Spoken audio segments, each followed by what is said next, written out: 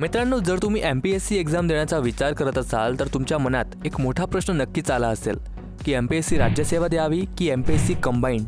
खूप विद्यार्थी या कन्फ्युजनमध्ये अडकतात आणि चुकीचा डिसिजन घेतात. त्यामुळे त्यांचा 1-2 वर्षाचा वेळसुद्धा वाया जाऊ शकतो. म्हणूनच आजच्या या व्हिडिओमध्ये आपण या दोन्ही एक्झाम सविस्तर समजून घेणार आहोत. Syllabus, difficulty level, post, salary, preparation strategy आणि शेवटी तुम्ही कोणती एक्झाम निवडावी याचा क्लिअर रोडमॅपसुद्धा देणार आहे. म्हणूनच हा व्हिडिओ एंडपर्यंत नक्की बघा. तर सर्वात आधी आपण MPSC राज्यसेवाबद्दल समजून घेऊया. तर ही एक्झाम MPSCची सर्वात प्रेस्टिजियस एक्झाम अर्थात प्रतिष्ठित एक्झाम मानली जाते. यामधून तुम्ही डेप्युटी कलेक्टर, DSP, तहसीलदार, BDO अशा क्लास 1 आणि क्लास 2 लेवलचे ऑफिसर बनतात. या एक्झाममध्ये 3 स्टेजेस असतात: प्रिलिम्स, मेन्स आणि इंटरव्ह्यू. प्रिलिम्स हा स्क्रीनिंग टेस्ट असतो, पण मेन्स आणि इंटरव्ह्यू तुमच्या फायनल सिलेक्शनसाठी खूप महत्त्वाचे असतात. राज्यसेवा परीक्षेचा सिलेबस खूप वास्ट आहे. History, geography, polity, economy, environment, science, current affairs आणि मुख्य म्हणजे मेन्समध्ये आन्सर रायटिंग स्किल खूप महत्त्वाचे असते. कॉम्पिटिशन खूप हाय असतं कारण हजारो विद्यार्थी या एक्झामसाठी प्रिपरेशन करत असतात. साधारणपणे सिलेक्शनसाठी 2 ते 3 वर्षाची कन्सिस्टंट प्रिपरेशन लागते. पण एकदा का तुम्ही ही एक्झाम क्लिअर केली तर तुमच्याकडे पॉवर, रिस्पेक्ट आणि डिसिजन मेकिंग ऑथॉरिटी खूप मोठ्या प्रमाणात असते. आता गोष्ट येते MPSC कंबाईंड एक्झामची. तर मित्रांनो, MPSC कंबाईंड एक्झाममध्ये मुख्यतः 3 पोस्ट येतात. PSI म्हणजे पोलीस सब इन्स्पेक्टर, STI म्हणजे सेल्स टॅक्स इन्स्पेक्टर आणि ASO म्हणजे असिस्टंट सेक्शन ऑफिसर. या एक्झाममध्ये प्रिलिम्स आणि मेन्स असे 2 स्टेजेस असतात, पण काही पोस्टसाठी फिजिकल किंवा स्किल टेस्टसुद्धा असू शकतो.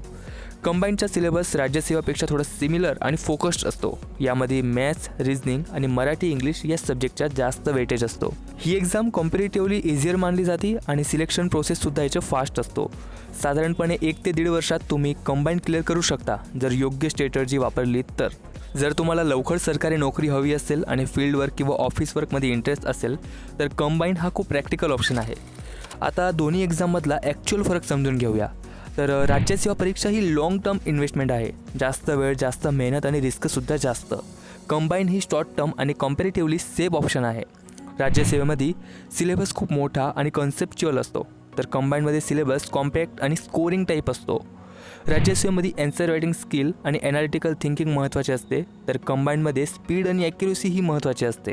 सॅलरी आणि ऑथॉरिटीच्या बाबतीत राज्यसेवा क्लिअरली वर आहे, पण कंबाईंडमध्ये सुद्धा तुम्हाला स्टेबल करिअर, गुड सॅलरी आणि ग्रोथ ऑपॉर्च्युनिटी मिळतात. आता सगळ्यात इम्पॉर्टंट क्वेश्चन की तुम्ही काय निवडावं.